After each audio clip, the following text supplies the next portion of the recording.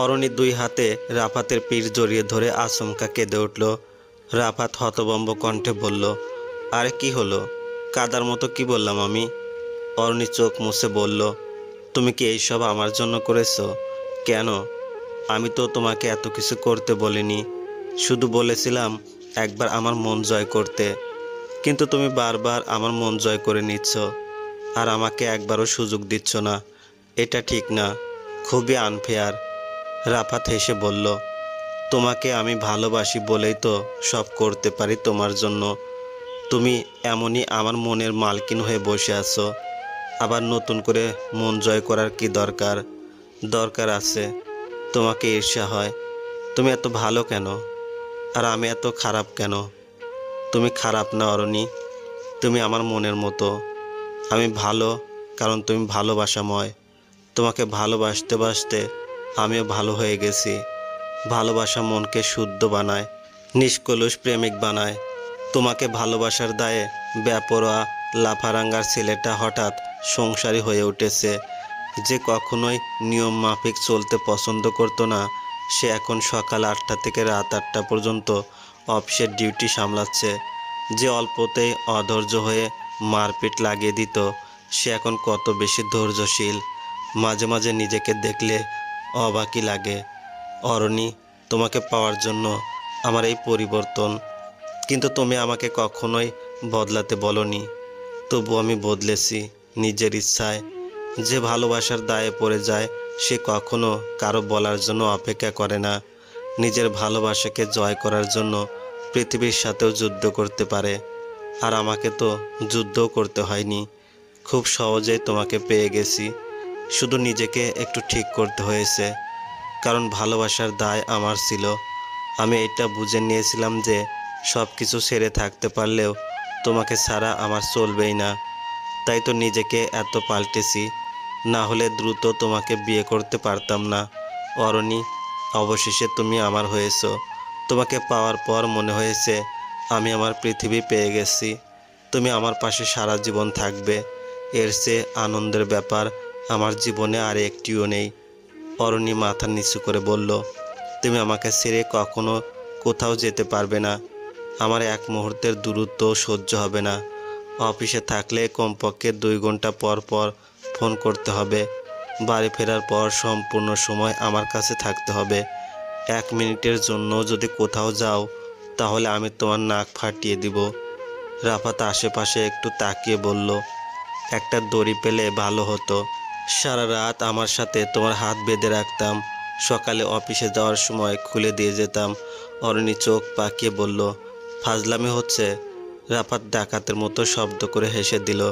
অরণি কাঁদো কাঁদো মুখে তাকাচ্ছে। রাফাত একটু করুণ স্বরে বলল, ভালোবাসার কত ক্ষমতা দেখেছো? বদমেজাজি মেয়েটিকে দিয়েও কেমন ন্যাকা ন্যাকা আচরণ করাচ্ছে। আমি ন্যাকা আচরণ করছি? অরণির চোখে রাগের বিচরণ দেখা গেল। রাফাত মাথা নেড়ে বলল, একটু আধটু তো করছোই। বলছো আমি 1 মিনিটের জন্য কোথাও যেতে পারবো না। যদি টয়লেট লাগে, সেটাও কি 1 মিনিটের মধ্যেই সেরে আসতে হবে? উফ, এত ফাজিল কেন তুমি? ধ্যাত। অরণি রেগে বারান্দা থেকে বের হয়ে যেতে নিল। রাফাত হাত ধরে বলল, শোনো শোনো, গোসলটাও কি আমরা একসাথে করব? আল্লাহ, চুপ, একদম চুপ। তোর মুখে আমি স্টেপলার মেরে দেব। অরণি বিছানায় এসে বসল। রাফাত তখনও দাঁড়িয়ে দাঁড়িয়ে হাসছে। অরণি 2 হাতে মাথায় ঠেকালো। তার এখন এত লজ্জা লাগছে। হুট করে সে কেন এত আবেগী হয়ে উঠল? কারণটা অরণির কাছে পরিষ্কার। এতদিন সে শুধু রাফাতের প্রতি মুগ্ধ হয়েছে, কিন্তু ভালোবাসা অনুভব করেনি। এই অনুভূতিটা তার কাল থেকে উপলব্ধি হয়েছে। সেজন্যই মন বারবার নিয়ন্ত্রণ হারাচ্ছে। অরণি মন চাইছে খুব পাগলামি করতে। সে এতটাই আনন্দিত যে হাজার পাগলামি করলেও ক্লান্ত হবে না, তার পাগলামি করার খায়েশ ফুরোবে না। এই মুহূর্তে অরণি আরেকটা উপলব্ধি হয়েছে। এখন থেকে রাফাতের প্রতি সে সবচেয়ে নির্ভরশীল। তার মনে হচ্ছে পৃথিবীর সবচেয়ে ভয়ঙ্কর জায়গাতেও রাফাতের হাত ধরে সে চলে যেতে পারবে। তার একদম ভয় লাগবে না, শুধু রাফাত সাথে থাকলেই হলো। অরণির পাশে রাফাত এসে বসতেই অরণির ঘোর কাটল। তবে রাফাতের দুষ্টুমির ঘোর এখনও কাটেনি। সে হঠাৎ গলা ঝেড়ে বলল, আচ্ছা অরণি, তুমিই না একবার বলেছিলে আমি নাকি তোমার জীবনের সবচেয়ে বড় ভুল। এখন কি মনে হচ্ছে সবচেয়ে বড় ঠিক? অরণি চোয়াল শক্ত করে উত্তর দিল, সবচেয়ে বড় মিথ্যুক তুমি। রাফাত ফ্যাকাশে কণ্ঠে জানতে চাইল, মিথ্যাটা কি বললাম? অরণি হাত বাস করে অন্যদিকে চাইল, অভিমানী স্বরে উত্তর দিল, আমাদের বাসরাতের কথা মনে আছে? তুমি বলেছিলে যেদিন আমি তোমাকে ভালোবেসে পাগলামি শুরু করব সেদিন তুমিও আমাকে একটা কথা বলবে। রাফাত একটু মনে করার চেষ্টা করলো, তারপর হঠাৎ চোখ বড় বড় করে তুমুল উৎসাহে বলল, এর মানে কি তুমি আমাকে ভালোবাসো? অরণি লাজুক হেসে বলল, বুদ্ধু, এটাও কি বলে দিতে হয়? রাফাত অরণির মুখ দুই হাতে চেপে ধরে বলল, কথাটা তাহলে বলেই ফেলি, বলো। রাফাত কোনো কথাই বলল না। অরণিকে স্তব্ধ করে দিয়ে কথা বলার সম্পূর্ণ ব্যবস্থায় বন্ধ করে ফেলল। অরণি নিজের ঠোঁটের উপর ভারী স্পর্শ অনুভব করে চোখ বুজে নিল। সেই মুহূর্তে হঠাৎ করে জানতে ইচ্ছে হলো, তার চেয়ে সুখী আর কি কেউ আছে? রাতে ঠিক হলো সবাই মিলে লুডো খেলবে। অনেক দিন একসাথে আড্ডা দেওয়া হয় না। লুডো খেলার মাধ্যমে সুন্দর সময় কাটবে। অথই আর রাফাত লুডো বোর্ড আর গুটি সাজাতে ব্যস্ত। অরণি নিপাকে ডাকতে গেল রান্নাঘরে, ভাবি চলো আমরা লুডো খেলছি। নিপা হেসে বলল, সেই সময় আছে নাকি আমার? একটু পর তোমার ভাই আসবে অফিস থেকে, ওর জন্য খাবার গরম করতে হবে। ভাইয়া যখন আসবে তখন খাবার গরম করবে, এখন কেন? এখন আমাদের সাথে খেলো। এখন আমাকে থালা বাসন ধুতে হবে অরণি, যাও তোমরা খেলো। শারমিন তখন রান্নাঘরে ছিলেন। তিনি নিপাকে বললেন, এগুলো আমি ধুয়ে ফেলবো, যাও তুমি ওদের সাথে খেলো গিয়ে মা। আপনি একা এত কিছু পারবেন? ইস, কেন পারবো না, তোমার চেয়ে ভালো পারবো, যাও তুমি। অরণির খুব ভালো লাগলো। তার ভাবি আর মায়ের সম্পর্কটা বেশ সুন্দর, একদম যেন মা মেয়ে। এই জায়গায় যদি অরণি আর রাবেয়া থাকতেন তাহলে নিশ্চয়ই তিনি অরণিকে খোঁচা মেরে কথা শুনিয়ে দিতেন। অবশ্য এখন রাবেয়া বদলে গেছেন, তবুও আগের কথাগুলো ভেবে অরণি দীর্ঘশ্বাস ছাড়ল। নিপা আর অরণি এক টিম, অথই আর রাফাত এক টিম। লুডো খেলায় বিজয়ী হয়েছে রাফাতের টিম। অরণি রেগে বলল, সিটিং হয়েছে, আবার গেম হবে। রাফাত কলার উঁচু করে বলল, হোক, একবার যখন জিতেছি তখন আবারও জিতব। অথই এই কথা শুনে হাসতে হাসতে রাফাতের সাথে হাত মিলালো। অরণির রাগে গজগজ করছে, তার মনে হচ্ছে তাদের সাথে অন্যায় হয়েছে। রাফাত আর অথই চালাকি করেছে। শারমিন রান্নাঘর থেকে সবার হইচই শুনে মুচকে হাসছিলেন। অনেকদিন পর বাড়িটা গম গম করছে, অথইও হাসছে। হঠাৎ কলিং বেল বাজলো, অনিকেত এসে গেছে। 4 বছরে যারা দ্রুত দরজা খুলতে গেল। বাবা এলে সবার আগে দরজা খুলতে ছুটে যাবে এই মেয়ে। অন্য কেউ যদি আগে দরজা খুলে দেয় তাহলেই ভ্যাক করে কেঁদে ফেলবে। অনিকেত ভিতরে ঢুকে মেয়েকে কোলে নিল। আমার মামনি, কেমন আছো? যারা আহ্লাদী কণ্ঠে বলল, বাবা এনেছো? কি আনবো মা? যারা ঠোঁট উল্টে কেঁদে ফেলতে নিচ্ছিল। তখনই অনিকেত পকেট থেকে লজেন্স বের করে দিল। লজেন্স পেয়ে যারা ভীষণ খুশি। ঘুমাতে যাওয়ার সময় নিপা তেলের বোতল হাতে শারমিনের ঘরে ঢুকলো। বলল, আসুন মা, আপনার চুলে তেল মেখে বেনি করে দেই। শারমিন বিরক্ত কণ্ঠে বললেন, এই রাত বিরাতে তোমাকে এসব করতে কে বলল? সমস্যা নেই মা, যারা ঘুমিয়ে পড়েছে। যারা ঘুমিয়েছো তো কি, তুমি নিজের ঘরে যাও। ছেলেটা সারাদিন বাইরে থাকে, এত রাত করে বাড়ি ফিরেছে, আর তুমি আমার ঘরে এসে বসে আছো, এটা কোনো কথা? তোমাকে না বলেছি অনিকেত বাসায় থাকলে তুমি ওকে সময় দিবে? আমার কাজ আমি নিজে করতে পারি, তেলও আমি দিতে পারবো, দাও। নিপা বুঝিয়ে দেওয়ার জন্য হাত নেড়ে নেড়ে বলল, আঙ্গুলে অল্প করে নিয়ে ভালো মতো তালুতে ম্যাসেজ করবেন মা, তাহলে মাথা ঠান্ডা থাকবে।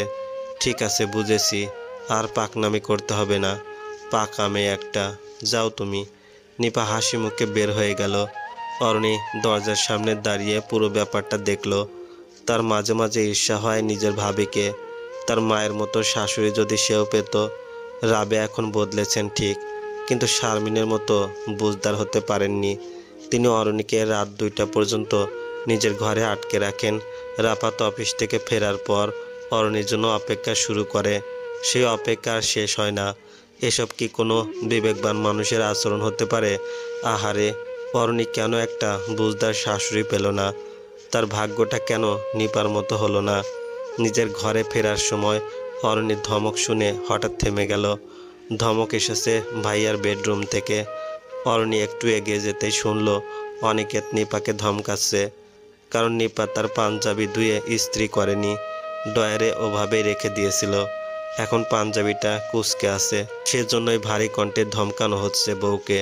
অরণির মনটা চট করে খারাপ হয়ে গেল। তার ভাই একটু মেজাজি, এটা সে জানে।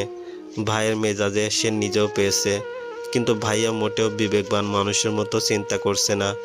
নিপা ভাবি সারাদিন সংসারে কত কাজ করে, যারাকে সামলে রাখে, বাড়িতে কোনো কাজের লোকও নেই, তবুও সামান্য ভুলের কারণে ভাইয়া কিভাবে তাকে কথা শোনাচ্ছে।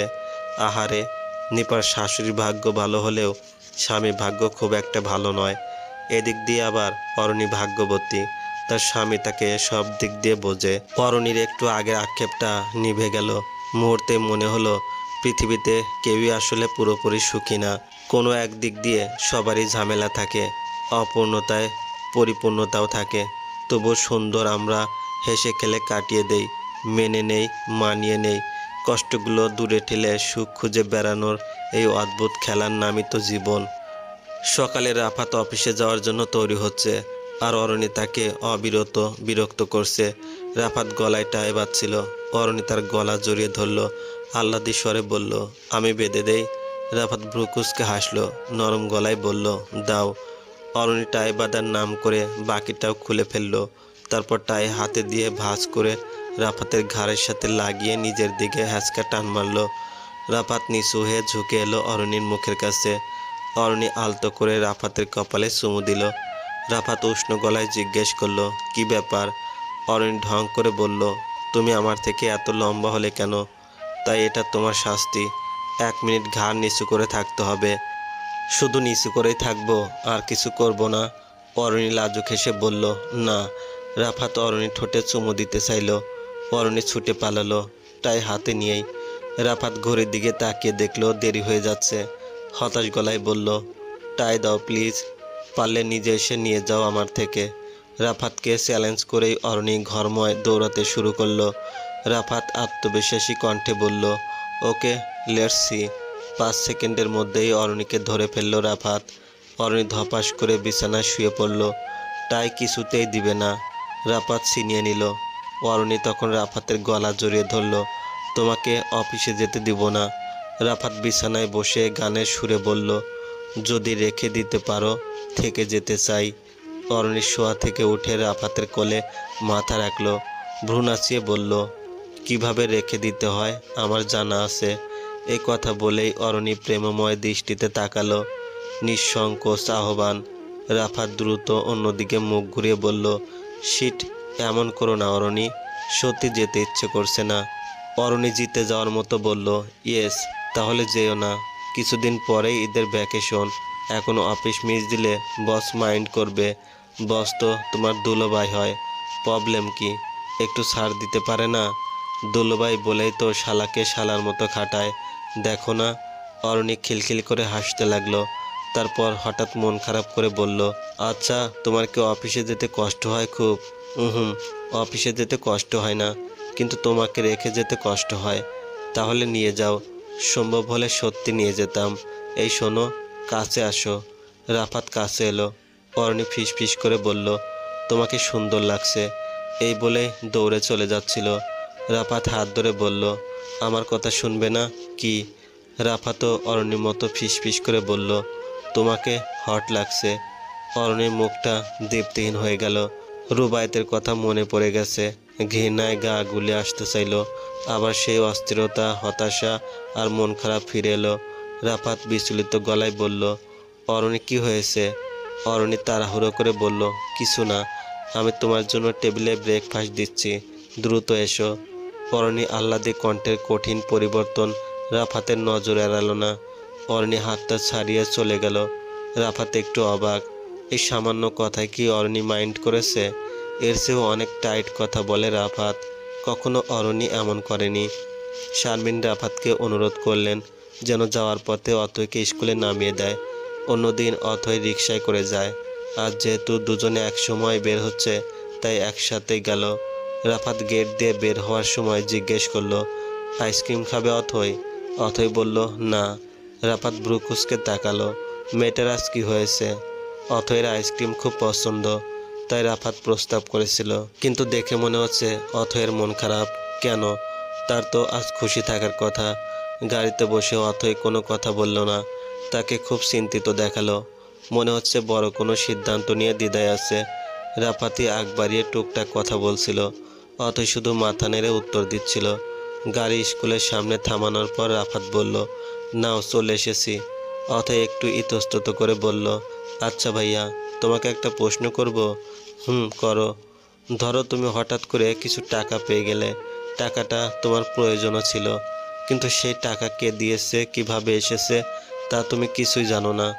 এবার কি সেই টাকা খরচ করা উচিত হবে? রাফাত একটু ভেবে বলল, আমার মতে অবশ্যই উচিত হবে। অথই বিস্মিত কণ্ঠে বলল, অবশ্যই উচিত হবে? কারণ টাকাটা অন্য সময় এলো না, ঠিক যখন প্রয়োজন তখনই এলো। কেন? এটাই তো ডেস্টিনি। আল্লাহ চায় আমি যাতে আমার প্রয়োজনটা পূরণ করতে পারি, সেজন্যই ব্যবস্থা করে দিয়েছেন। কিন্তু এটা তো একটা রহস্যের মতো। প্রয়োজনের সময় রহস্য খুঁজতে হয় না, শুধু প্রয়োজন মেটাতে হয়। রহস্য নিয়ে পরেও চিন্তা করা যাবে। ঠিক বলেছি না? ঠিক। ওকে, এবার তাহলে বাই। বাই। অথই গাড়ি থেকে নামলো। রাফাত ইশারায় তাকে বিদায় জানিয়ে উল্টো দিকে গাড়ি ঘোরালো। অথই মিষ্টি করে হাসলো। আজ সকালে সে ড্রয়ারে কসকসে দুটো 1000 টাকার নোট পেয়েছে। তখনই সন্দেহ হয়েছিল যে টাকাটা রাফাত ভাইয়ে রেখেছে কিনা। এখন রাফাতের সাথে কথা বলে সে পুরোপুরি নিশ্চিত হলো। অথই কাল পর্যন্ত এই নিয়ে অনেক দুশ্চিন্তায় ছিল, কিন্তু এখন তার কিছুটা হালকা লাগছে, তবে পুরোপুরি নয়। মনের মাঝে এখনও দ্বিধা। পরিবারের কাছে ঘন ঘন মিথ্যা বলে সে টাকা জোগাড় করছে। কাজটা কি ঠিক? এভাবে মিথ্যা বলার জন্য তার কি জঘন্য পাপ হচ্ছে না? অরণি বিচলিত বোধ করছে। মাকে কিছু জানানোর সাহস এখনো হয়নি। রাফাতকে ফোন করে বলবে কিনা সেটা বুঝতে পারছে না। ফোনে অবশ্য কথাটা বুঝিয়ে বলা সম্ভব না, অফিস থেকে ফিরে এলেই বলতে হবে। অরণি অপেক্ষা করছে রাফাত কখনো অফিস থেকে ফিরবে। রাত 9টায় ফিরল রাফাত। এসে থেকে লক্ষ্য করেছে অরণি খুব নিশ্চুপ হয়ে ঘুরছে। সকালের ব্যাপারটা কি সে এখনও মনে রেখেছে? আজ ফোনেও কিভাবে যেন কথা বলছিল মেয়েটা। রাফাত তাকে কিছু জিজ্ঞেস করলো না, আগে গোসল করে নিল।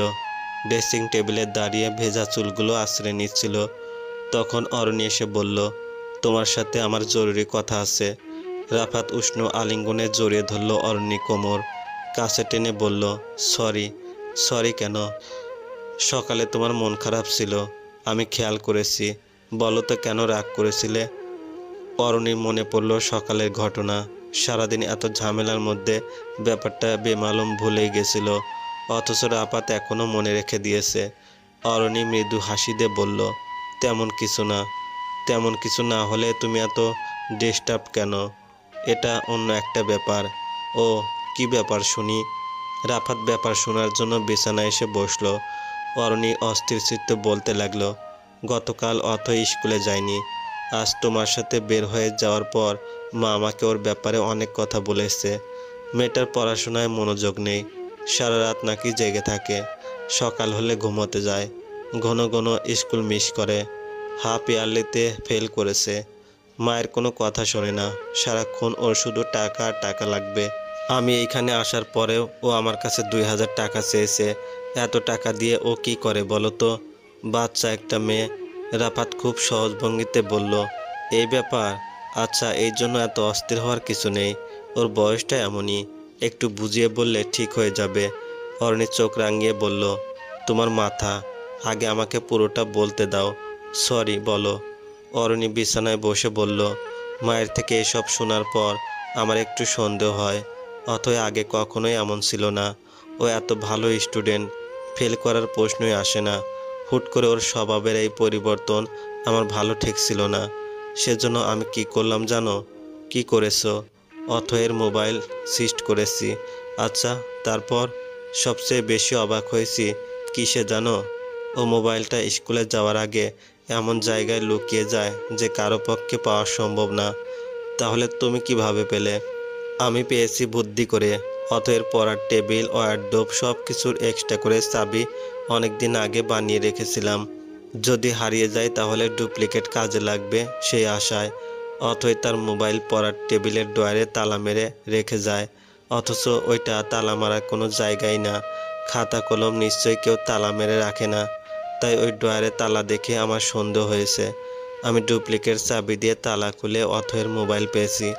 তখন রীতিমতো অবাক হলাম। তার মোবাইলে কি এমন আছে যে এত সিকিউরিটি দিয়ে রাখতে হবে? রাফাত একটু হেসে বলল, বাহ, আমার বউয়ের তো অনেক বুদ্ধি। অর্ণি রেগে রাফাতের হাতে সিমটি কাটলো। ফাজলামো করবে না, আমার কথা শোনো চুপচাপ। আচ্ছা বলো। ওর ফোনে কিন্তু পিন কোড দেওয়া, তাও তালা মেরে গেছে। এটা আরও অদ্ভুত ব্যাপার। একটু পরে একটা গ্রামীণ নাম্বার থেকে ফোন এলো। এর আগে ওই একই নাম্বার থেকে আরও অনেকবার মিসড কল উঠাছিল। কেউ অথয়কে এতবার ফোন দেয়? আমি ফোনটা ধরলাম, কিন্তু নিজের পরিচয় দিলাম না। অথয়ের মতো কণ্ঠ করে কথা বললাম। প্রথমে হ্যালো বললাম। দেখি একটা ছেলে। ছেলেটা বলল, কি সমস্যা? এতক্ষণ ধরে ফোন দিচ্ছি, ধরো না কেন? আমি বলেছি মা পাশে ছিল, এখন বলো। তখন ছেলে বলল, টাকা পাঠানোর জন্য থ্যাঙ্কস। আমি তো অবাক, কিসের টাকা? এটা আর জিজ্ঞেস করলাম না, তাহলে তো ধরা পড়ে যাব। আমি বুদ্ধি করে জানার জন্য বললাম, কত টাকা পেয়েছো? তখন ছেলেটা উত্তর দিল, তুমি যত পাঠিয়েছো ততই, 2000। বলেছিলাম 5000 দিতে, বাকি 3000 কবে দিবে? রাফাত এত কিছু শুনে হকচকে বলল, কিন্তু ছেলেটাকে? সেটা তো আমিও জানি না। এত ঘটনা জেনে আমার হাত পা কাঁপতে লেগেছিল, কিন্তু ছেলেটা আমার কণ্ঠ শুনে বুঝতে পারেনি যে আমি অথই না। তারপর আমি ফোন রেখে দিলাম। অথই বাড়ি ফেরার পর ওকে জেরা শুরু করলাম, কিছুতেই মুখ খুলতে চাইছিল না। আমি মোবাইল ভেঙে ফেলার হুমকি দিলাম। তারপর ওর মুখ থেকে কথা বের হলো। কি বের হলো? ছেলেটার সাথে ওর রং নাম্বারে পরিচয়, তারপর হোয়াটসঅ্যাপ, ফেসবুকে অ্যাড হয়েছে। ওদের রিলেশন চলছে আমার বিয়ের আগে থেকে। আর এই পর্যন্ত ওই ছেলেকেও মোট 15,000 টাকা দিয়েছে। বলো কি? কিন্তু আমি ভাবছি ও এত টাকা পেল কোথায়? আর এত বোকা ও কখনোই ছিল না। তাহলে এবার কি করে এত বড় বোকামি করছে? এর জন্যই কাল আমার কাছে 2000 টাকা চেয়েছিল সে। আমি তো দেইনি, মাও দেয়নি। ও তাহলে কোথায় পেল টাকাটা? রাফাত অপরাধীর মতো বলল, আমি দিয়েছিলাম। অরণি কড়া দৃষ্টিতে তাকালো। কে বলেছে তোমাকে এই বাড়াবাড়িটা করতে? আমাকে জিজ্ঞেস না করে তুমি টাকা কিভাবে দিলে? আমি কি জানতাম নাকি ওই ছেলে ওর থেকে কি বলে টাকা নেয়? আরে ছেলে ভীষণ চালাক, এমন ইমোশনালি ব্ল্যাকমেল করেছে যে আমারই অবাক লাগছিল। দাঁড়াও, তোমাকে ওদের চ্যাটিংগুলো দেখায়। অরণি উঠে গিয়ে ড্রেসিং টেবিলের ড্রয়ার থেকে অথয়ের মোবাইল বের করে আনলো। রাফাত চ্যাটিংগুলো প্রথম থেকে পড়তে শুরু করলো। অনেক চ্যাটিং, পড়তে অনেক সময়ের ব্যাপার, কিন্তু অরণি বিশেষ কথাগুলো স্ক্রিনশট দিয়ে রেখেছে, সেগুলোই রাফাতকে দেখাতে লাগলো। রাফাত এসব দেখে যতটুকু বুঝলো ছেলে বিরাট ধাপ্পাবাজ, তাই অথয়ের মতো বুদ্ধিমতী মেয়েকেও পটিয়ে ফেলেছে। তাছাড়া ওর বয়সটাই তো এমন, এই সময় আবেগের তাড়নায় মানুষ অনেক ভুল করে। অথয় তেমন কিছু ভুল করেনি, শুধু টাকাই দিয়েছে। ওর জায়গায় অন্য কোনো মেয়ে হলে আরও বড় দুর্ঘটনা ঘটে যেত, কারণ ছেলের উদ্দেশ্য ভালো ছিল না। অথয়কে অনেকবার আকারে ইঙ্গিতে কুপ্রস্তাব দিয়েছে, দেখা করার কথা বলেছে। অথয় একবারও রাজি হয়নি, কিন্তু অথয়ের জায়গায় অন্য কেউ হলে দেখা সাক্ষাৎ করে বিরাট কাণ্ড ঘটিয়ে ফেলতো। রাফাত দীর্ঘশ্বাস ছেড়ে বলল, আন্টি জানে সব? তুমি মাকে আন্টি কেন বলো? প্রথম দিন আন্টি ডেকেছিলাম, তখন তো বুঝিনি তোমার সাথে এত দ্রুত বিয়ে হয়ে যাবে। এখন অভ্যাসটা বদলাতে পারছি না। অন্য সময় হলে অরণি এই কথা শুনে হেসে ফেলতো, কিন্তু এই মুহূর্তে হাসি আসছে না। চিন্তিত কণ্ঠে বলল, মাকে আমি কিছু বলিনি। মা এসব শুনলে অতকে মেরেই ফেলবে। মারাটা ঠিক হবে না। ওকে এই ব্যাপারটা সুন্দর করে বোঝানো উচিত। কিভাবে বোঝাবো? ওর যে জেদ, বুঝতেই চাইছে না। আমাদের মুখের কথাও বুঝতে চাইবে না, এটাই স্বাভাবিক। ওকে প্রমাণ সব বোঝাতে হবে। এখন প্রমাণ তুমি কোথায় পাবে? এই ছেলে যে ধান্দাবাজ, এর কোনো উপযুক্ত প্রমাণ তো আমাদের কাছে নেই। নেই, তাই প্রমাণ তৈরি করতে হবে। কিভাবে? রাফাত তার বুদ্ধিটা অরণিকে বোঝালো। অরণি সাধুবাদ জানিয়ে বলল, বাহ, তুমি গোয়েন্দা বিভাগে জয়েন করছো না কেন? এত বুদ্ধি তোমার। রাফাত তার বিখ্যাত ডাকাতি হাসি হাসল। রুমা ছোট চাচির রুমে ঢুকে গম্ভীর কণ্ঠে বলল, আমার শাড়ি কোথায়? আশা থতমত খেলেন। ইদানিং মেয়েটার মেজাজ খুব খারাপ থাকে, তার সাথে কেউ ভনিতা করে কথা বলতে পারে না, সোজাসাপটা জবাব দিতে হয়, না হলে চিৎকার দিয়ে বাড়ি মাথায় তুলে ফেলে। সকলের ধারণা বারবার বিয়ে ভাঙার কষ্ট সইতে না পেরে রুমার মাথা খারাপ হয়ে গেছে। আশা আমতা আমতা করে বললেন, কোন শাড়ি কথা বলছিস মা? আমার কাছে কি তোর কোনো শাড়ি ছিল? রুমা কটমট করে তাকাচ্ছে। আশা ভয় পেয়ে গেলেন। পিছন থেকে উর্মি এসে বলল, মা সেদিন না তুমি জামদানি শাড়িটা নিয়ে আলমারিতে ঢুকে রাখলে, বলেছিলে রুমা আপু যদি নিজে এসে চায় তাহলে দিয়ে দিবে, ভুলে গেছো নাকি? আশা মনে মনে মেয়েকে একগাদা গালি দিলেন। এমন ঘরের শত্রু বিভীষণ পেটে ধরার জন্য আফসোস করলেন। তারপর আলমারি থেকে শাড়িটা বের করে দিয়ে দিলেন। রুমা ঝটপট শাড়ি নিয়ে রুম থেকে বেরিয়ে এলো। উর্মিও তার সাথে বাইরে এলো। রুমা বলল, এই নে তোর প্রিয় ছোট ভাবির শাড়ি, ফিরে এলে এটা দিয়ে দিস তাকে। উর্মি শাড়িটা রুমার হাতে ফিরিয়ে দিয়ে বলল, আমি না, এটা তুমি নিজের হাতে ছোট ভাবিকে দিবে, তারপর ক্ষমা চাইবে, না হলে ছোট ভাবি এই শাড়ি কিছুতেই গ্রহণ করবে না। রুমার রাগ হচ্ছে, সে ক্ষমা চাইবে অরণির কাছে, অসম্ভব। কিন্তু উর্মির কথায় রাজি না হলেও উপায় নেই। উর্মিকে তার বিশেষ কাজে প্রয়োজন। রুবায়েত অরণির সাথে কি করেছে তার সব কিছু জানে উর্মি। রুমাকে এসব জানতে হবে, রুবায়েতের ইন্টেনশন বুঝতে হবে। সে কিছুতে ভুলতে পারছে না তাদের কাটানো সময়গুলো। রুমা বাধ্য হয়ে বলল, ঠিক আছে, আমি ক্ষমা চাইব, শাড়িও ফিরিয়ে দিব। তারপর তুই আমাকে সব কিছু বলবি তো? নিশ্চয়ই বলবো। ওকে, ডান ডান।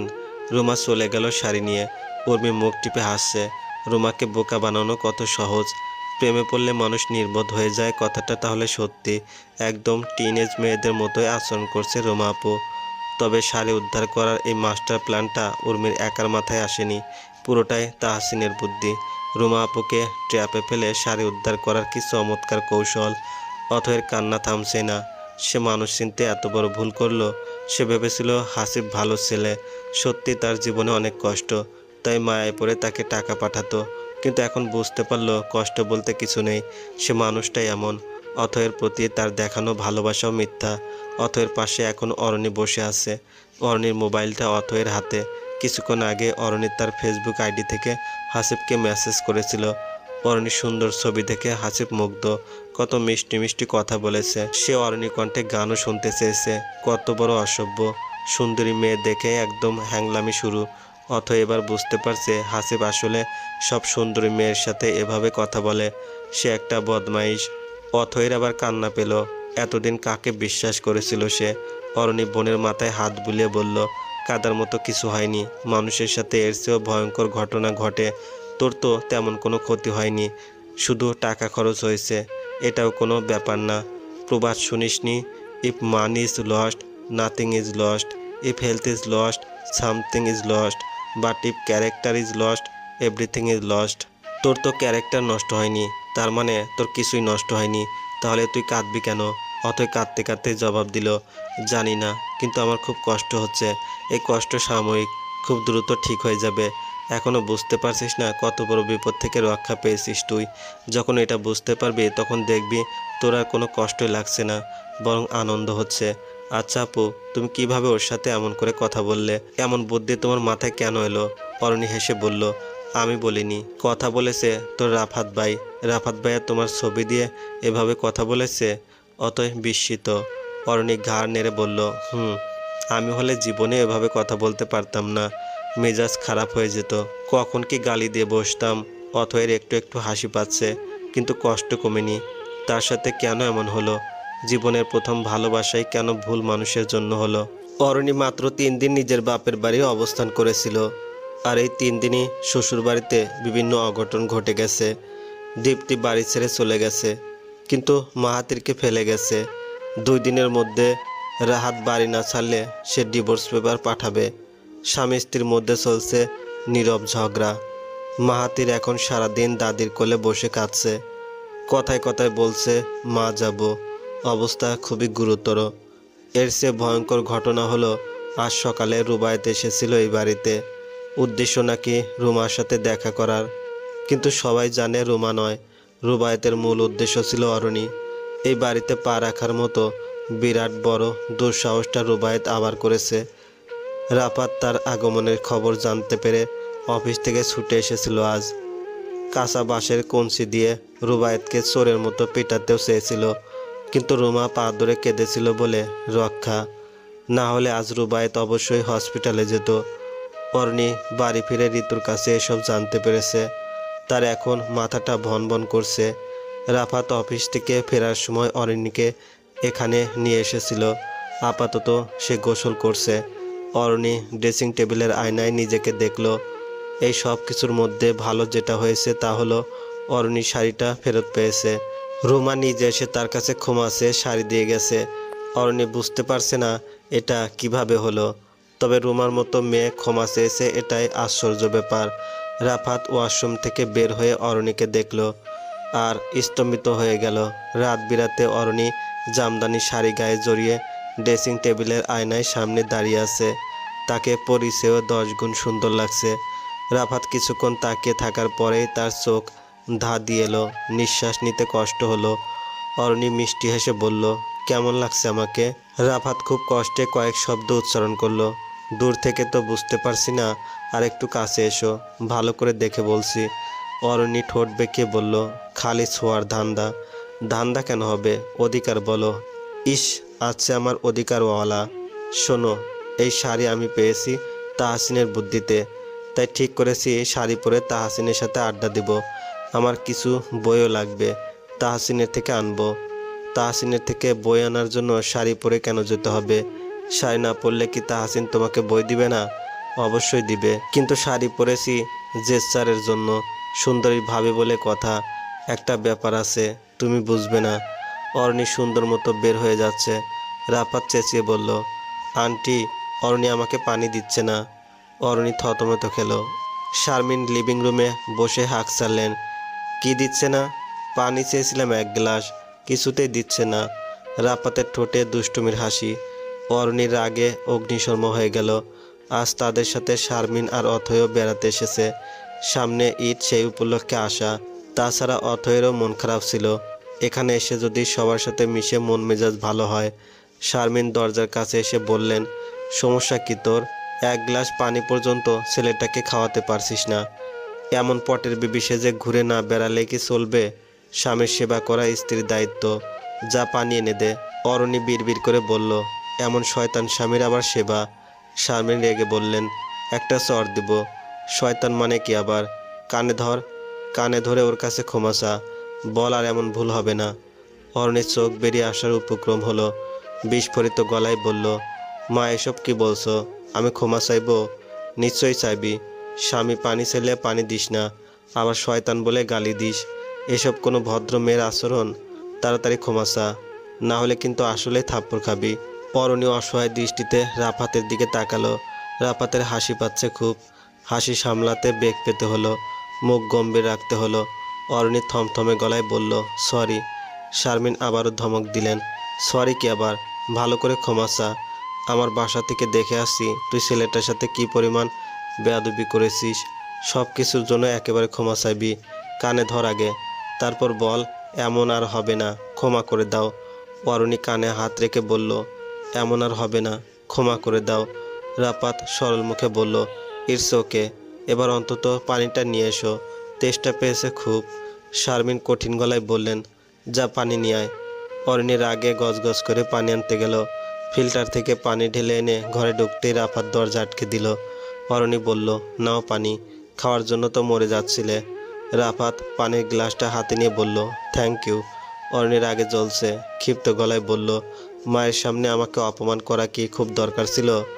রাফাত খুব আন্তরিক গলায় বলল, সরি জান পাখি, আই লাভ ইউ। খবরদার আমাকে ধরবে না, ঘুষি মারবো। আন্টি। রাফাত আবারও ডাকতে নিচ্ছিল। অরণির সাথে সাথে রাফাতের মুখ চেপে ধরে বলল, আবার কেন ডাকছো? তুমি আমাকে কিভাবে ঘুষি মারবে সেটা আন্টিও দেখুক।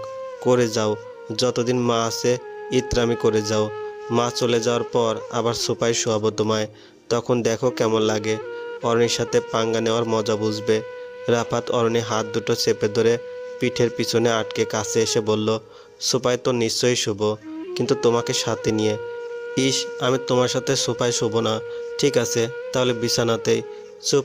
আর একটা শব্দ উচ্চারণ করলে কিন্তু অরণি নিজেই আর কিছু উচ্চারণ করতে পারল না। রাফাত তার মুখ একেবারে বন্ধ করে দিয়েছে, যেভাবে সবসময় বন্ধ করে দেয়। রাবেয়া এমনভাবে দরজা ধাক্কাচ্ছেন যেন বাড়িতে ডাকাত পড়েছে। দরজা ধাক্কানোর শব্দ খুব জোরে হলেও কণ্ঠ স্থির, অনেকটা আদুরে গলায় ডাকছেন, অরণি, একটু বের হও না মা।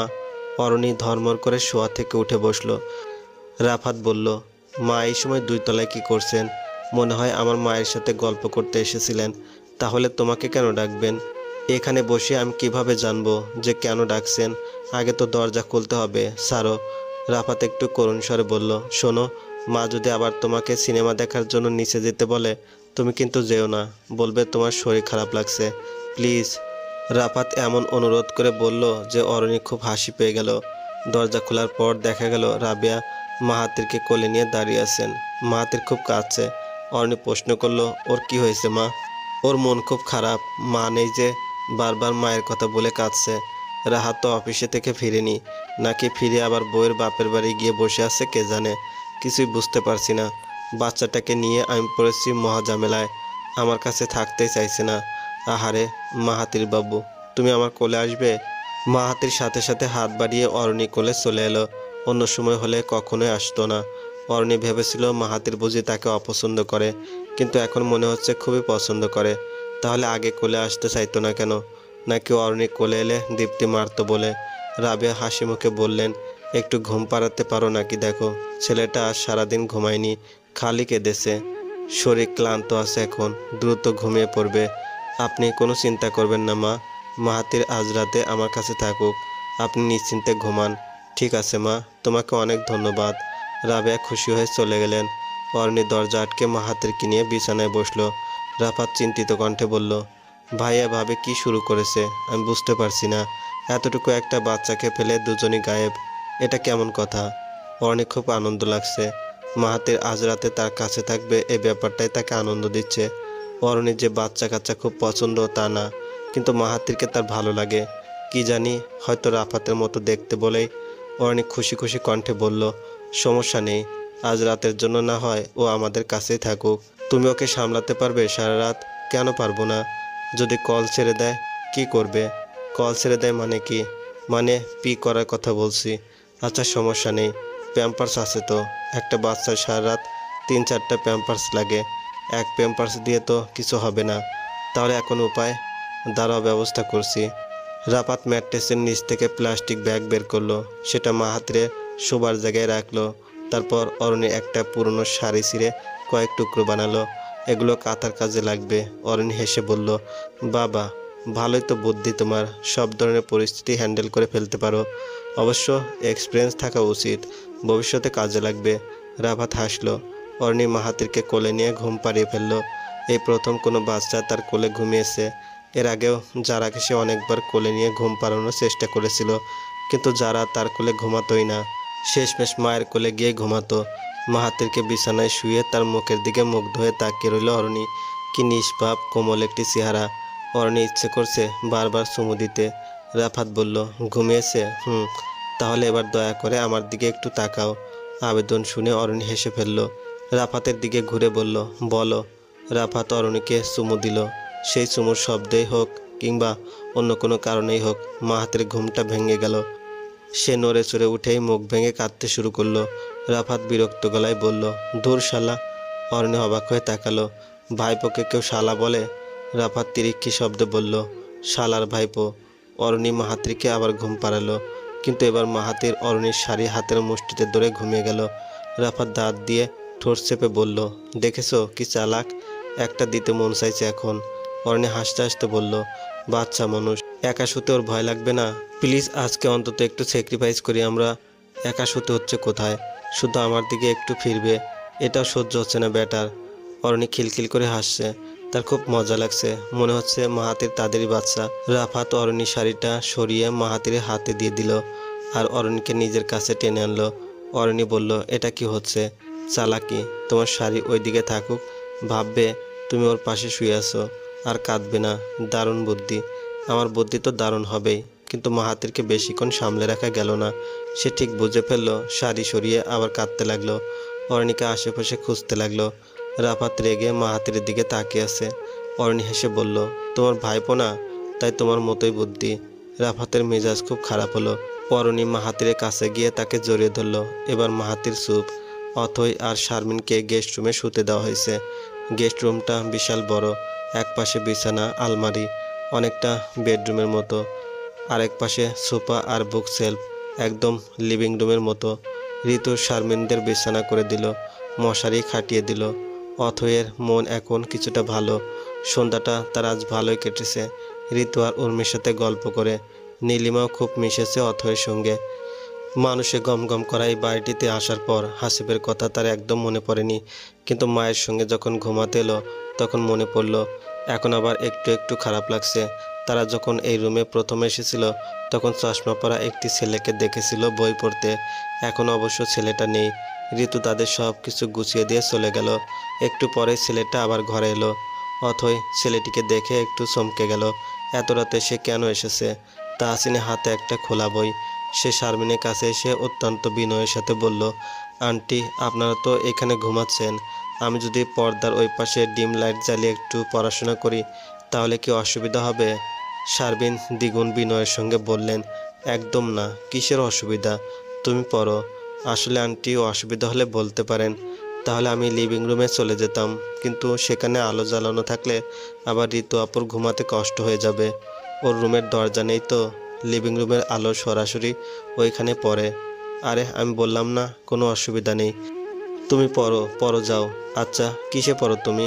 এইচএসসি পাশ করেছি, এবার পাবলিক বিশ্ববিদ্যালয়ে ভর্তি পরীক্ষা দিচ্ছি, আমার জন্য দোয়া করবেন। নিশ্চয় দোয়া করব।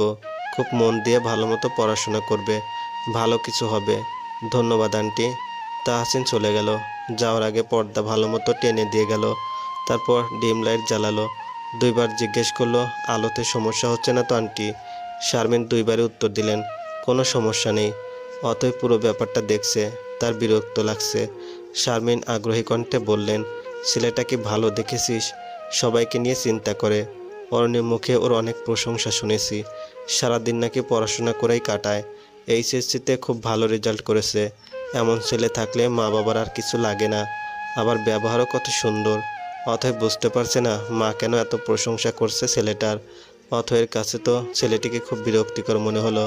এখানে দাঁড়িয়ে এসে 2 মিনিট মায়ের সঙ্গে কথা বলেছে, কিন্তু একবারও অথয়ের দিকে ফিরে তাকায়নি। কেন? অথয় কি ফেলনা নাকি? তার দিকে তাকালে চোখে ডায়রিয়া হবে। ছেলেটা এমন ভাব করলো যেন অথয় বলে এখানে কেউ নেই। খুবই অস্বস্তিকর ব্যাপার। এমন ভাবওয়ালা ছেলে সে কখনোই দেখেনি। পরদিন ছিল শুক্রবার। রাহাত দীপ্তিকে নিয়েই বাড়ি ফিরল। দীপ্তি কেঁদে কেটে অস্থির।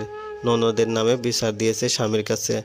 রাহাত নীলিমা, রুমা, তানজিমা আর উর্মিকে ধমক দিয়ে দীপ্তির কাছে মাপ চাওয়ালো, কারণ তারা দীপ্তির পরিবার নিয়ে ঠাট্টা করেছিল। এত কিছুর পরেও দীপ্তির রাগ কমলো না। রাফাতকেও নাকি মাপ চাইতে হবে, না হলে সে রাফাতের সাথে কথা বলবে না। রাফাত স্পষ্ট জানিয়ে দিল, কথা না বললে নেই। মাপ চাওয়ার মতো কোনো অপরাধ আমি করেছিলাম বলে মনে হয় না। যদি করতাম তাহলে বলতে হতো না, আমি নিশ্চয়ই মাপ চাইতাম। রাবেয়া দীপ্তিকে খুব তেল মালিশ করলেন। শত হলে বড়লোক বাড়ির মেয়ে, তার জন্য 7 গুণ মাপ। উর্মি ছাড়া বাকি ননদরা এত কিছুর পরেও দীপ্তির বলতে পাগল। তাদের প্রধান সমস্যা অরণিকে নিয়েই। বিশেষ করে রোমা। অরণিকে দেখলেই হিংসায় জ্বলে পুড়ে কয়লা হতে থাকে। তাই তারা একজোট হয়ে অরণিকে জ্বালানোর জন্য ইচ্ছে করে দীপ্তির সাথে ভালো ব্যবহার করে। বড় ভাবি থুতু ফেললে সেটাও তাদের কাছে সুন্দর। দীপ্তি তার মাকেও সাথে করে বেড়াতে এনেছে। সবাই তাকে সাদরে আপ্যায়ন করলো, অথচ অরণির মাও এই বাড়িতে আছেন। দীপ্তির মাকে মাথায় তুলে সকলে যেভাবে নাচছে, শারমিনের সাথে তেমন কিছুই করা হয়নি। দুপুরে খাওয়ার সময় রাবেয়া দীপ্তির মায়ের পাতে মাংস তুলে দিলেন। সব হাতে হাতে এগিয়ে দিলেন। খোশ মেজাজে গল্প করলেন।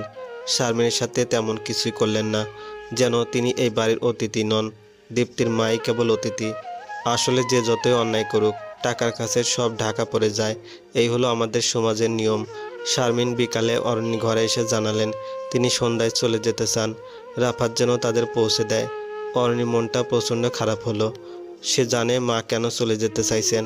গত রাতে যে মাকে গেস্ট রুমে থাকতে দেওয়া হয়েছিল সেটা অরণি জানতো না। যদি জানতো তাহলে অবশ্যই মাকে নিজের রুমে এনে রাখতো, প্রয়োজনে নিজে বাইরে চলে যেত। আহারে, শ্বশুরবাড়িতে মাকে যোগ্য সম্মানটুকু দেওয়া গেল না।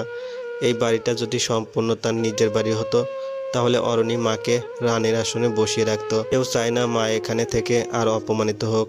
অরণির সাথে সাথে রাফাতকে বলল মাকে বাড়ি পৌঁছে দেওয়ার জন্য। রাফাত হয়তো পরিস্থিতি কিছুটা আঁচ করতে পেরেছিল। সে সবাইকে নিয়ে ঘুরতে যাওয়ার প্রস্তাব দিল। এতে যদি সকলের মন ভালো হয়। অরণি আর অতই সেজেগুজে তৈরি হলো। রাফাত গাড়ি বের করলো। এসব দেখে রাবেয়া বায়না ধরলেন তিনিও যাবেন। ঘুরতে যাওয়ার শখ তার 16 আনা। রাবেয়ার সাথে বাকিরাও লাইন ধরল। এবার মনে হচ্ছে বাড়ির সব সদস্যকে নিয়ে যেতে হবে। সবাই যাওয়ার জন্য প্রস্তুত হয়েছে। সিদ্ধান্ত হলো সবাই ঠিকানা রেস্টুরেন্টে যাবে। এক গাড়িতে সবার জায়গা হবে না, তাই বড় দুটো মাইক্রো ভাড়া নেওয়া হলো। রাফাত ঠিক করেছিল অরণিকে নিজের পাশে বসাবে। তারপর মাঝ রাস্তায় তারা নেমে গিয়ে আলাদাভাবে রিকশায় করে আসবে। এতে রোমান্টিক রিক্সা রাইডিংও হবে, আবার কিছু সুন্দর সময়ও কাটবে। অরণি রাস্তার ধারে ফুচকা খাবে, রাফাত তাকে ছবি তুলে দেবে। কিন্তু সব আশায় পানি ঢেলে রাবেয়া অরণিকে নিয়ে অন্য মাইক্রোতে উঠে পড়লেন। এমনভাবে সবার সামনে অনুরোধ করলেন যে অরণি নিষেধও করতে পারল না। রাফাত গাড়িতে উঠে অরণিকে কোথাও খুঁজে না পেয়ে ফোনে টেক্সট করলো। অরণি তখন জানালো সে অন্য মাইক্রোতে চলে গেছে। রাফাতের মেজাজটাই খারাপ হয়ে গেল। রাফাত কক্সবাজার যাওয়ার দুটো টিকিট কিনেছে। 2 সপ্তাহ ট্যুর। তাদের রিসোর্ট অনেকটা সমুদ্রের গর্জন স্পষ্ট শোনা যাবে এমন জায়গায়। ঈদের পরেই ওরা রওনা হবে। রাবেয়া এসব শুনে বায়না ধরলেন তিনিও যেতে চান। শাশুড়ির কথা শুনে অরণি সম্পূর্ণ হতবাক। প্রথমে সে ভেবেছিল রাবেয়া বুঝি মজা করছেন, কিন্তু সন্ধ্যায় বাড়িতে মেহমান এলো। রাবেয়ার বোনের পরিবারের লোক।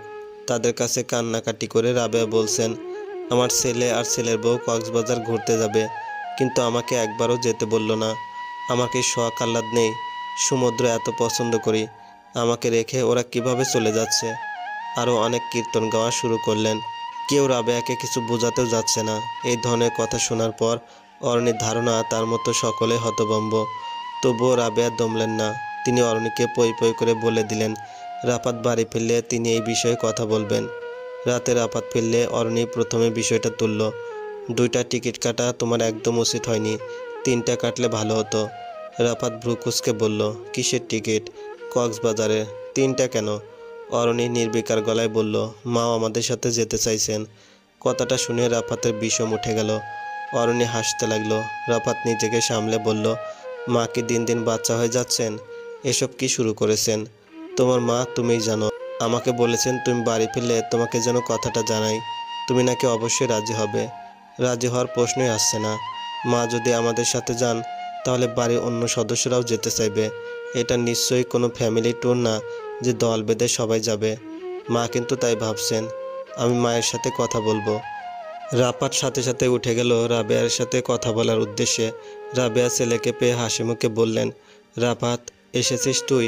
ভালোই হলো, তোর সাথে জরুরি কথা ছিল। রাফাত নরম গলায় বলল, মা যদি কথাটা কক্সবাজার যাওয়ার ব্যাপারে হয়ে থাকে তাহলে সরি, আমি তোমাকে নিয়ে যেতে পারবো না। এটা তো কোনো ফ্যামিলি ট্যুর না। ফ্যামিলি ট্যুর আবার কি? আমি নিজে যেতে চাইছি, তুই আমাকে নিবি না? তুই জানিস না আমার সমুদ্র কত পছন্দ। বউয়ের সাথে ঘুরে বেড়াবি আর মা গেলেই সমস্যা। বয়স হয়েছে দেখে কি আমার কোনো শখ আহ্লাদ নেই? আমারও ইচ্ছে করে ঘুরতে যেতে। তুমি ঘুরতে যেতে চাইলে আমি তোমাকে আলাদা নিয়ে যাব মা। দরকার পড়লে আমরা সবাই মিলে যাব, কিন্তু এইবার না প্লিজ। এইবার না কেন? রাফাত দীর্ঘশ্বাস ছেড়ে সরাসরি বলল, কারণ এটা আমাদের হানিমুন ট্রিপ। তোমাকে কি আমি আমার হানিমুনেও নিয়ে যাব? সমস্যা কি নিয়ে গেলে? আমি মা হিসেবে ছেলের কাছে যাওয়ার আবদার করতে পারি না? নির্মল সাহেব পুরো কথোপকথন শুনছিলেন। এবার চুপ থাকতে না পেরেই বললেন, রাবু তুমি হানিমুনে যেতে চাইলে আমার কাছে আবদার করো, ছেলের কাছে কেন? ছেলে বউয়ের সাথে তো কেউ হানিমুনে যায় না, স্বামীর সাথে যায়। কি আর করা? তোমার যখন এত শখ, বুড়ো বয়সে আবার না হয় গেলাম। স্বামীর টিটকিরি গায়ে মাখলেন না রাবেয়া। তিনি নিজের মতো বায়না করে গেলেন, কান্নাকাটি পর্যন্ত করলেন, এমনকি দুপুরে খাওয়া বন্ধ করে দিলেন। অরণি এসব দেখে হেসেই খুন। শাশুড়ির সামনে অবশ্য হাসে না, কিন্তু আড়ালে রাফাতকে নিয়ে খুব হাসে। রাফাত আর কি বলবে? মায়ের আচরণে নিজেই লজ্জায় হতভম্ব। একদিন রাফাত আর অরণি অন্ধকারে ছাদে বসে গল্প করছিল। হঠাৎ রাফাত কি মনে করে যেন জিজ্ঞেস করলো, তুমি খুশি তো অরণি? মা কি সত্যি তোমাকে আর জ্বালায় না? অন্ধকারেও অরণির চেহারায় ঋণাত্মক পরিবর্তন লক্ষ্য করা গেল। সে গম্ভীর কণ্ঠে বলল, এখনও তিনি জ্বালান, কিন্তু সমস্যা হলো আগে আমি জবাব দিতে পারতাম, এখন পারি না। আগে তিনি খোঁচা মারতেন, অপমান করতেন, মাঝে মাঝে সহ্য সীমার বাইরে গেলে আমি অনেক কথা বলে ফেলতাম, কিন্তু এখন তিনি খুব ভালো ব্যবহার করেন। তাই বিপরীতে আমি খারাপ ব্যবহার করতে পারি না, যা বলেন তাই শুনতে হয়। হাসি মুখে কোনো কাজের কথা বললে নিষেধ করা যায় না, কষ্ট হলেও করে দিতে হয়। আমাকে কখনো বলনি তো? বলি না। তুমি হয়তো ভাববে আমারই সমস্যা। তোমার মা ভালো ব্যবহার করলেও আমার প্রবলেম, খারাপ ব্যবহার করলেও আমার প্রবলেম। তাহলে আমি চাই কি? এটাই নিশ্চয়ই জিজ্ঞেস করবে। এতদিনে আমাকে এই চিনলে না, কিন্তু সবারই একটা ধৈর্যের সীমা আছে। তুমি সারাদিন বাইরে বাইরে থাকো, কত পরিশ্রম করো, বাড়ি ফেরার পর তোমাকে ফ্যামিলি রিলেটেড বিষয় নিয়ে জ্বালাতে আমার ভালো লাগে না। রাফাত হতাশ কণ্ঠে বলল, আমি কি করব জানি না। যদি পারতাম তোমাকে নিয়ে আলাদাই থাকতাম। একটা কথা বলি অরণি, তুমি ভার্সিটি যাওয়া শুরু করো। পড়াশোনার মধ্যে থাকলে মা তোমাকে আর জ্বালাতে পারবেন না। আমিও কয়েকদিন ধরে বিষয়টা নিয়ে ভাবছি, এদের পর থেকে ক্লাস শুরু করলে কেমন হয়? খুব ভালো হয়। রাফাত এক হাত দিয়ে জড়িয়ে ধরে অরণিকে কাছে আনলো। অরণি রাফাতের বুকে মাথা রেখে অনেকটা তাকে খুশি করার জন্যই বলল, আমাকে নিয়ে চিন্তা করো না, আমি খুব ভালো আছি, কারণ তুমি আমার সাথে আছো। রাফাত আরও শক্ত করে অরণিকে জড়িয়ে ধরে বলল, সব সময় থাকবো জান পাখি। দেখতে দেখতে ঈদুল আজহা চলে এলো। অরণি বিয়ের পর প্রথম ঈদ উপলক্ষে বাড়ির সবার জন্য জমিয়ে শপিং করলো। একই সাথে দীপ্তিও সবার জন্য শপিং করেছে। চাঁদ রাতে অরণি সবার হাতে উপহার তুলে দিচ্ছিল। রাবেয়ার জন্য একটা বেগুনি জামদানি কেনা হয়েছে। এই শাড়ি দেখে রাবেয়া মুখ কুঁচকে বললেন, এর চেয়ে দীপ্তির দেওয়া শাড়িটা কত সুন্দর, পুরো 12,000 টাকা দাম। দামি শাড়ি তো সুন্দরই হবে, আমি ঈদের দিন ওই শাড়িটাই পরবো। অরণি হেসে বলল, আপনার যেটা ইচ্ছা হয় সেটাই পরবেন মা, দামি শাড়িতেই আপনাকে সুন্দর লাগবে। এটা তো দামি শাড়ি না, কম দামি শাড়ি, মাত্র 6,000 টাকা। রাফাত ইশারায় অরণিকে চুপ করতে বলল। অরণির চোখে জল এসে গেছিল। রাফাত আর সে এবার ঈদে কিছুই কেনেনি, শুধু বাড়ির সবাইকে খুশি করার জন্য বোনাস আর বেতনের সব টাকা শপিংয়ে খরচ করে ফেলেছে। আর কোরবানির জন্য জমানো টাকা দিয়ে তো গরুই কেনা হলো। তবুও শাশুড়িকে খুশি করা গেল না। তিনি বড় বউয়ের প্রশংসায় পঞ্চমুখ, অথচ এই বড় বউ সবাইকে ছেড়ে বাপের বাড়ি চলে গেছে ঈদ করতে। রাহাতও গেছে বউয়ের আঁচল ধরে, এতে কোনো দোষ নেই। অরণি জীবনে প্রথম মাকে ছেড়ে ঈদ করছে, তার কলিজা ফেটে যাচ্ছে, তাও শাশুড়ি মন পাওয়া যায় না। তবে নির্মল সাহেব অরণির পাঞ্জাবি খুব পছন্দ করলেন, বারবার মেলে গায়ে লাগিয়ে বলছিলেন, কেমন লাগছে বৌমা বলো তো? অরণি হাসি মুখে বলেছে, নায়ক লাগছে বাবা, একদম অমিতাভ বচ্চন। রুমা আর তানজিমা ঈদের দিন অরণির দেওয়া পোশাক পরেনি, দীপ্তির দেওয়া পোশাকগুলোই পরেছে। তারা আবার বড়ভাবে অন্তপ্রাণ। নীলিমা আবার অরণির দেওয়া জামা পরেছে, কারণ অরণির চয়েস অনেক সুন্দর। কম দামে কিনলেও সে সবার জন্য খুব সুন্দর জামা কিনেছে। উর্মি তো সকালে ঘুম থেকে উঠে গোসল সেরে অরণির দেওয়া নতুন জামা পরে সালামিও চাইতে চলে এসেছে।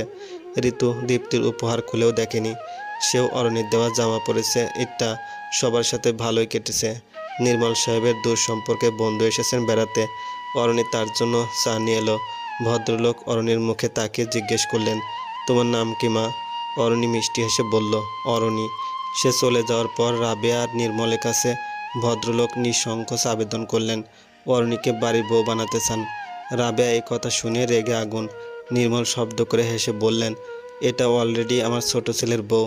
ভদ্রলোক লজ্জায় জিভ কাটলেন। অরণির মুখে বাবার ডাক শুনে তিনি ভেবেছিলেন অরণি এই বাড়ির মেয়ে। রাবেয়া 2 তলায় এসেই অরণিকে বহুদিন পর ধমক দিলেন। এখন থেকে যেন অরণি সবসময় মাথায় কাপড় দিয়ে চলাফেরা করে, তাকে দেখতে নাকি বাড়ির বউ বলে মনেই হয় না। অরণি মন খারাপ করলো না, হাসি মুখে বলল, ঠিক আছে মা। 2 দিন পর রাফাত আর অরণি কক্সবাজার যাওয়ার সময় চলে আসে। অরণি সকাল থেকে গোছগাছ শুরু করে, তাই দেখে রাবেয়ার সে কি কান্না। তিনি ঘুরতে যেতে পারছেন না, ছেলে আর ছেলের বউ চলে যাচ্ছে। এ কেমন অবিচার! কেউই রাবেয়ার কান্নাকাটিকে পাত্তা দিল না। চলে যাওয়ার সময় অরণি সবার থেকে বিদায় নিতে এলো। রাবেয়ার কাছে এসে যখন বলল, আসছি মা, ভালো থাকবেন, রাবেয়া অন্যদিকে মুখ ঘুরিয়ে রাখলেন, কোনো জবাবও দিলেন না। অরণিদের 2 সপ্তাহের ট্যুর ছিল সবচেয়ে আনন্দদায়ক সময়। তারা সারা রাত জেগে খুনসুটি করেছে, সকালে বেলা করে বিছানা ছেড়েছে, সন্ধ্যা হলে সমুদ্রের তীরে হাত ধরে একসাথে হেঁটে বেরিয়েছে, শপিং করেছে। কোনো চিন্তা নেই, ভাবনা নেই, রাফাতের অফিসে যাওয়ার তাড়া নেই, সারাক্ষণ দুজনে একসাথে। কত মজা! কক্সবাজার ছেড়ে অরণি যেতে ইচ্ছে করছিল না, মন চাইছিল রাফাতকে নিয়ে সারা জীবন এখানে থেকে যেতে। যেদিন তারা চলে যাবে তার আগের দিন রাতে সমুদ্রের বালুবেলায় বসে অরণি এই কথাই রাফাতকে জানালো। রাফাত তখন জবাবে বলল, দেখেছো, এর জন্য আমি বলেছিলাম 2 মাসের কথা, তখন তো রাজি হওনি, এখন তুমি যেতে চাইছো না। অরণি অসহায় স্বরে বলল, মাত্র 2 সপ্তাহে এই অবস্থা হয়ে গেছে। 2 মাস থাকলে তো আমি এখানে ফ্ল্যাটই কেনার জন্য কান্নাকাটি শুরু করতাম। রাফাত হাফ ছেড়ে বলল, ভাগ্যিস 2 মাস থাকিনি, এইখানে ফ্ল্যাট কেনার মতো এত টাকা আমার নেই। অরণি হেসে ফেলল। রাফাত হঠাৎ অরণির কানে কাছে মুখ নিয়ে ফিসফিস করে বলল, দেখো, আমাদের ফিউচার, নেক্সট টাইম আমরা এভাবে আসব। অরণি তাকে দেখলো দূর দূরান্তে একজোড়া দম্পতি হেঁটে যাচ্ছে, তাদের মাঝে হাত ধরে হাঁটছে একটা ছোট্ট পুতুল। ক্ষণে ক্ষণে পুতুলটা মাথা দুলাচ্ছে। ইস, কি সুন্দর দৃশ্য। অরণি মনে মনে বলল, ইনশাল্লাহ। অনেক দিন কেটে গেছে, বাড়ির অবস্থা পরিবর্তন হয়েছে। রাফাত ভেবেছিল কোনোদিন নিজের পরিবার থেকে সে আলাদা হবে না, কিন্তু আলাদা হতেই হলো। বাগান বাড়ি ভেঙে অ্যাপার্টমেন্ট তৈরির পরিকল্পনা চলছে। ভাই বোনের প্রত্যেককে একটি করে ফ্ল্যাট দেওয়া হবে। রাফাত অরণিকে নিয়ে ভাড়া বাসায় উঠেছে, তাদের সাথে ঋতুও এসেছে। ফ্ল্যাট খুব সুন্দর, মাসে 20,000 টাকা ভাড়া, 3টি বেডরুম, একটি কমন রুম, 3টি বাথরুম, বিশাল ডাইনিং ড্রয়িং, একটি রান্নাঘর। অরণি বুঝতে পারছে না রাফাত এত বড় বাসা কেন নিল। মাত্র 3 জন থাকবে এই বাসায়, এত বড় ফ্ল্যাটের কোনো দরকার ছিল না। তারপর জানা গেল মা বাবা আর নীলিমা বছরে 2 ছেলের বাড়িতে ঘুরবেন। কিছুদিন রাহাতের বাড়ি থাকবেন, কিছুদিন রাফাতের বাড়ি। তারা এলে যেন থাকতে অসুবিধা না হয়, সেজন্যই বড় বাসা নিতে হয়েছে। মেজো চাচি আর ছোট চাচিদের ফ্ল্যাট নিয়ে থাকার মতো অবস্থা নেই, তাই তাদের জন্য নিচতলায় 2টো রুম করে দেওয়া হয়েছে। ফ্ল্যাট হওয়ার পর সবাই সবার মতো ভাগ করে নেবে। অরণিরা মাঝে মাঝে চাচিদের বাড়ি বেড়াতে যায়, তবে আলাদা ফ্ল্যাটে রাফাত অরণি বেশ ভালো দিন কাটছে। ঋতু কিছুদিনের জন্য গ্রামের বাড়ি গেছে, এখন সারাদিন অরণি একাই বাসায় থাকে। তবে রাফাত খুব দ্রুত অফিস থেকে ফিরে আসে, আর অফিসে যায়ও দেরি করে, কারণ এখন তাকে বেশি জার্নি করতে হয় না। অফিস বাড়ির কাছে। প্রতিদিন রাফাত ফিরে এলে অরণি কফি বানায়, 2জন বারান্দায় বসে এক মগে কফি খায়, অনেক রাত পর্যন্ত গল্প করে, সিনেমা দেখে। তবে এর মাঝে অরণির সাথে একটা বীভৎস ঘটনা ঘটে। রুবায়েত কীভাবে যেন অরণিদের বাসার ঠিকানা পেয়ে গেছিল। একদিন নির্জন দুপুরে এসে হাজির হয়। অরণি তখন ঘুমিয়েছিল। কলিং বেলের আওয়াজ শুনে ভাবে রাফাত এসেছে। মাঝে মাঝে রাফাত লাঞ্চ ব্রেকে বাসায় চলে আসে, অরণিকে দেখে যায়। সেদিনও অরণি তাই ভেবেছিল, তবুও কি মনে করে যেন লুকিং গ্লাসে তাকায়। তারপর তার পিলে চমকে ওঠে। কাঁপা কাঁপা হাতে ইন্টারকমে ফোন করে দারোয়ানকে খবর দেয়। দারোয়ান রাফাতের নাম শুনে রুবায়েতকে ঢুকতে দিয়েছিল। সে ভেবেছিল অরণিদের আত্মীয় হয় বুঝি, কিন্তু অরণি অভিযোগ শুনে দ্রুত 4তলায় ছুটে আসে, রুবায়েতকে ঘাড় ধাক্কা দিয়ে বের করে। রুবায়েত চিৎকার করে বলছিল, ভাবি, আপনার কাছে ক্ষমা চাইতে এসেছি, প্লিজ লাস্ট একটা চান্স আমাকে দিন, আমার সাথে একবার দেখা করুন। অরণি ভয়ে সিটিয়ে রইল। রাফাত একবারও ফোন ধরেনি। তার জরুরি মিটিংটাও সেদিনই ছিল। সে অফিস থেকে ফিরে আসার পর অরণি কাঁদতে কাঁদতে সব কিছু জানায়। রাফাতের মেজাজ আর ঠিক থাকলো না। রুবায়েত অনেক বেশি বাড়াবাড়ি করে ফেলছিল। এবার তাকে থামানো দরকার, একটা উচিত শিক্ষা দিতেই হবে। রাফাত ঠান্ডা মাথায় ব্যবস্থা করলো। তার ভার্সিটির কিছু বন্ধুকে সাথে নিয়ে একদিন রুবায়েতকে সাহায্য করার আয়োজন সাজালো। তাকে প্রাঙ্ক কলের মাধ্যমে একটি নির্দিষ্ট জায়গায় এনে খুব মারা হলো। সেই মারের জোর এত বেশি ছিল যে রুবায়েতকে 7 দিন হসপিটালে ভর্তি থাকতে হয়েছিল। কিন্তু তাকে কে মেরেছে, কারা মেরেছে, আর কেনই বা মেরেছে, রুবায়েত তার কিছুই বুঝতে পারল না। একদিন রাফাত বাসায় এসে খোশ মেজাজে বলল, তোমার জন্য 2টা গুড নিউজ আছে, আগে কোনটা শুনতে চাও বলো।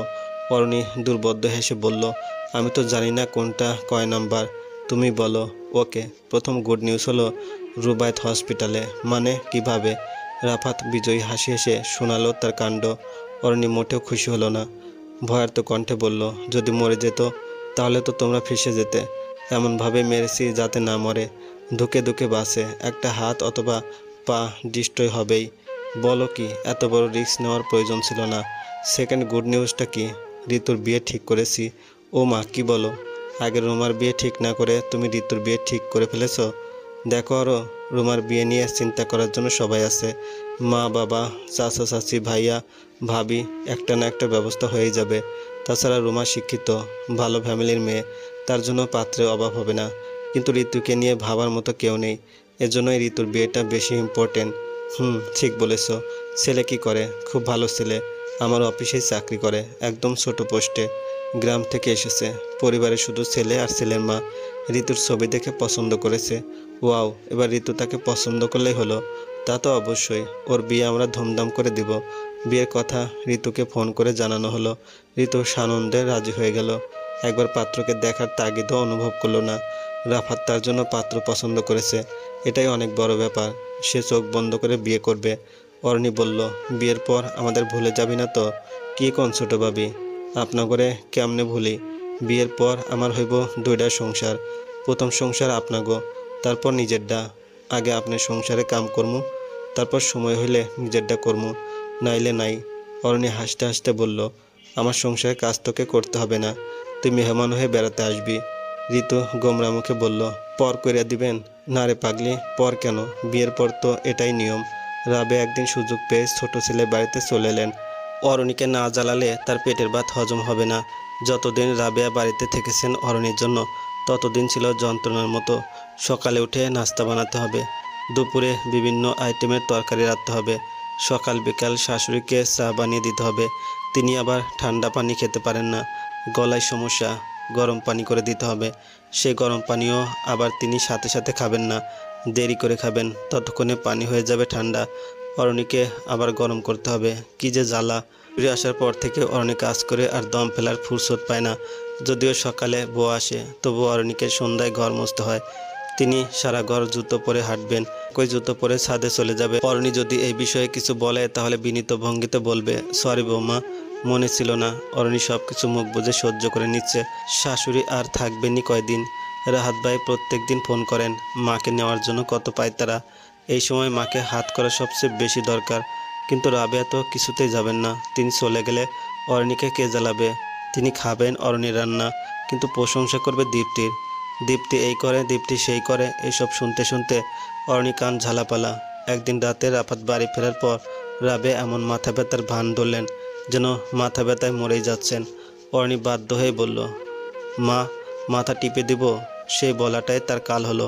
রাত 1টা পর্যন্ত বসে বসে শাশুড়ি মাথা টিপতে হলো, আঙ্গুল ধরে এলো। শেষমেশ রাবেয়া ঘুমালেন। অরণি সারাদিন কাজ করে এত বেশি ক্লান্ত ছিল যে তার মনে হচ্ছিল বিছানায় পিঠ লাগাতে পারলেই সে ঘুমের দেশে তলিয়ে যাবে। বিছানায় এসে দেখলো রাফাত ঘুমিয়ে পড়েছে। তার ঘুমন্ত মুখটা দেখে অরণি খুব ভালো লাগলো। মনে হলো শুধু এই মানুষটির সাথে থাকার জন্য সে পৃথিবীর সব যন্ত্রণা সহ্য করতে পারবে, তবুও একে ছেড়ে যেতে পারবে না। অরণি নীরবে রাফাতের পাশে এসে শুয়ে পড়ল। সাথে সাথে রাফাত অরণিকে জড়িয়ে ধরল। অরণি অবাক হয়ে বলল, তুমি ঘুমাওনি? রাফাত ঘুম জড়ানো কণ্ঠে বলল, তোমাকে ছাড়া ঘুম আসে না, অভ্যেস হয়ে গেছে আমার। অরণির সামনে ঘুরে রাফাতকে জড়িয়ে ধরল। বিনিময়ে রাফাত তার সারা মুখে চুমু দিল, আদর দিল। সারাদিনে কোনো কষ্টই আর কষ্ট মনে হলো না অরণির।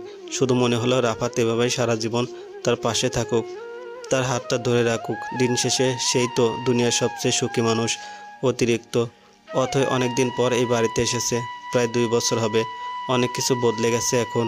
বাগান বাড়িতে দালান উঠেছে, সবাই নিজ নিজ অ্যাপার্টমেন্টে থাকে। শুধু করমচা গাছটা আজও সম্মুখ দরজায় লাগানো। অরণি ফুটফুটে একটা ছেলে হয়েছে, বয়স 8 মাস 13 দিন। তার নাম রাখা হয়েছে আবরার জাহিন। বোনের ছেলে জাহিনকে দেখতেই অথয়ের ছুটে আসা, কিন্তু করিডোরে তার দেখা হয়ে গেল একটি অদ্ভুত ছেলের সাথে। ছেলেটি খুঁড়িয়ে হাঁটছে। এমন নয় যে সে হাঁটতে পারে না, আসলে সমস্যা তার চোখে। সে চোখে দেখতে পারছে না, কারণ তার চশমা নেই। চশমা নেই এটা বললেও ভুল হবে। চশমা তার হাতে আছে, তবুও সে হন্যি হয়ে চশমা খুঁজছে। বিড়বিড় করে বলছে, কেউ আমার চশমাটা দেখেছো? অথয়ের চিনতে ভুল হলো না। এটি সেই বই পড়ুয়া মুডি ছেলেটি, যে অথয়ের দিকে কখনো তাকায়নি। অথয় হাসতে লাগলো ছেলেটির বোকামি দেখে। চশমা হাতে নিয়ে চশমা খুঁজে বেড়াচ্ছে, এত বোকা মানুষ হয়? মিষ্টি কণ্ঠের হাসি শুনে তাহসিন একটু ভরকে গেল। ভাঙ্গা কাছের ছুরির মতো তার কানে হাসির শব্দ বাজতে লাগলো। কি সুন্দর কিশোরীর মতো হাসছে মেয়েটি, প্রাণবন্ত সতেজ হাসি। এমন সুন্দর হাসির শব্দ তাহসিন আগে কখনোই শোনেনি। সম্মুখে দাঁড়ানো মেয়েটির দিকে একবার তাকালো সে, কিন্তু মুখ দেখা গেল না, কেবল একটি কালার প্যাটার্ন দেখা যাচ্ছে। উফ, তাহসিন তার চশমাটা কেন খুঁজে পাচ্ছে না? সুন্দর হাসি মেয়েটিকে তার দেখতে ইচ্ছে করছে, কিন্তু চশমা খুঁজে পাওয়ার আগে যদি মেয়েটি চলে যায়।